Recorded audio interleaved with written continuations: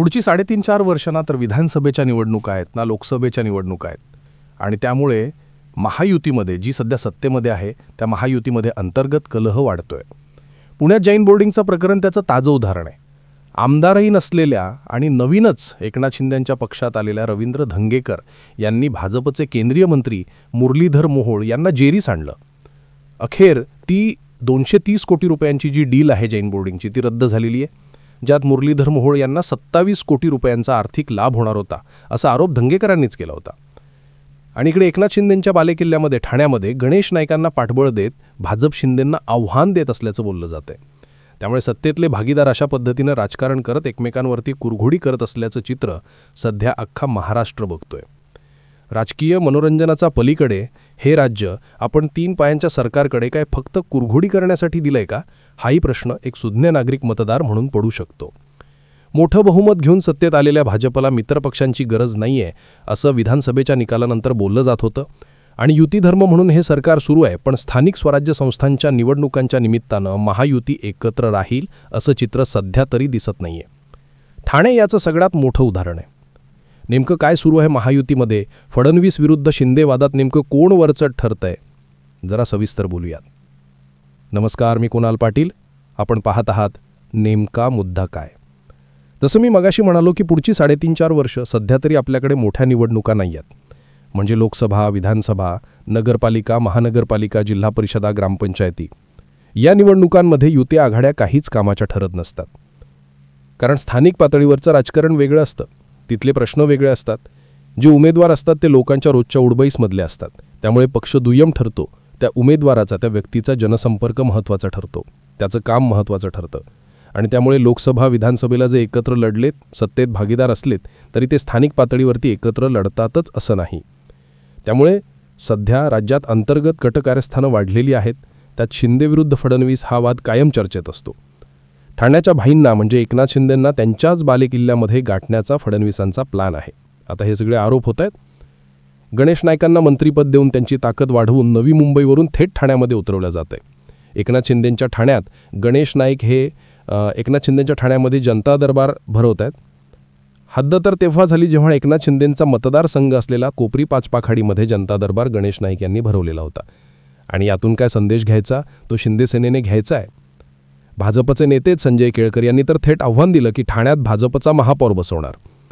आता सत्तेत एकमेकांच्या शेजारी बसणारे देवेंद्र फडणवीस आणि एकनाथ शिंदे यांचे नेते ठाण्यामध्ये एकमेकांवरती कुरघोडी करतायत आणि हे या नेत्यांना माहीत नसावं असं काही होणार आहे का? एकनाथ शिंदे यांनी देखील अनेक वर्ष राजकारण केलेलं आहे. लक्षात घ्या, ते पण कसलेले राजकारणी आहेत. ठाण्यात गणेश नाईकांच्या शिरकावच्या बातम्या येत असतानाच तिकडे पुण्यामध्ये जैन बोर्डिंगच्या डीलमध्ये भाजपचे केंद्रीय राज्यमंत्री मुरलीधर मोहोळ यांचंही नाव आलं.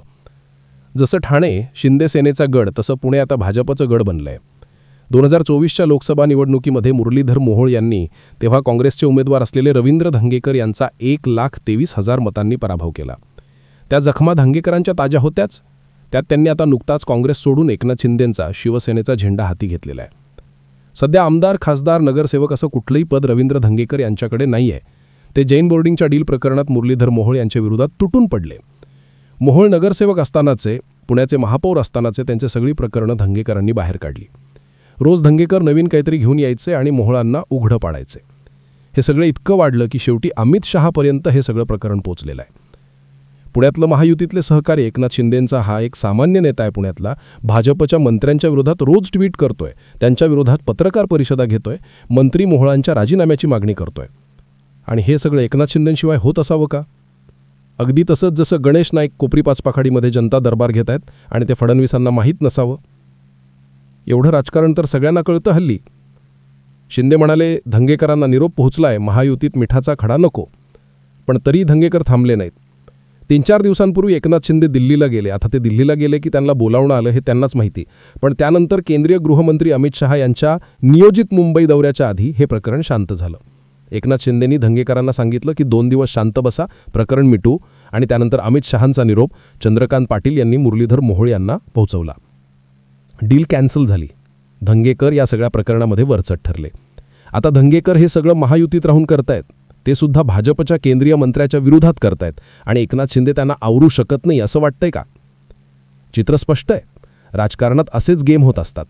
त्यात जो जैन समाज भाजपचा हक्काचा मतदार मानला जात होता, त्याच भाजपला विलन ठरवण्याचा प्रयत्नही इथे यशस्वी झाला. मुंबईमध्ये देखील कबूतरखानाच्या प्रकरणात जैन समाज भाजपवरती नाराज आहे. मीरा भाईंदरमध्ये सुद्धा तीच परिस्थिती.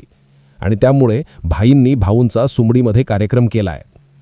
शिवाय या निमित्तानं आपलं उपद्रव मूल्य, ताकद, शह काटाशह हे सगळं सुद्धा एकनाथ शिंदेंनी चांगलंच दाखवून दिलं आहे. तुम्ही आम्हाला फोडणार तर आम्ही गप्प बसणार नाही, हाही संदेश या निमित्ताने दिलेला आहे. खरं तर अशी अनेक प्रकरणं आहेत किंवा अनेक प्रसंग आहेत ज्यातून महायुतीमध्ये सगळं काही आलबेल नाही हे अगदी स्पष्ट होतंय. पण महिन्याभरात या दोन घटनांनी एकमेकांची पॉवरसुद्धा दिसून आलेली आहे. त्यामुळे दोस्तीत कुस्ती नको आणि ती झाली तर नुकसान कोणाचं आहे याचाही अंदाज महायुतीतल्या या दोन्ही पक्षांना आला असेल. तरीही मी या व्हिडिओमध्ये तिसरा मित्र, तिसरा दोस्त अजित पवार यांच्याबद्दल बोललेलो नाहीये. त्याबद्दल एक वेगळा व्हिडिओ करू. तुम्हाला शह काटाशहच्या या राजकारणाबद्दल नेमकं काय वाटतं? राज्यात महायुतीमध्ये जी सध्या परिस्थिती आहे त्याबद्दल नेमकं काय वाटतंय? आम्हाला कॉमेंट करून नक्की सांगा. या व्हिडिओमध्ये इथेच थांबतोय. तुम्ही आमच्या चॅनलला जर सबस्क्राईब केलेलं नसेल तर सबस्क्राईब करा. आम्ही फेसबुकवरती सुद्धा आहोत, तिथे आम्हाला फॉलो करा. धन्यवाद.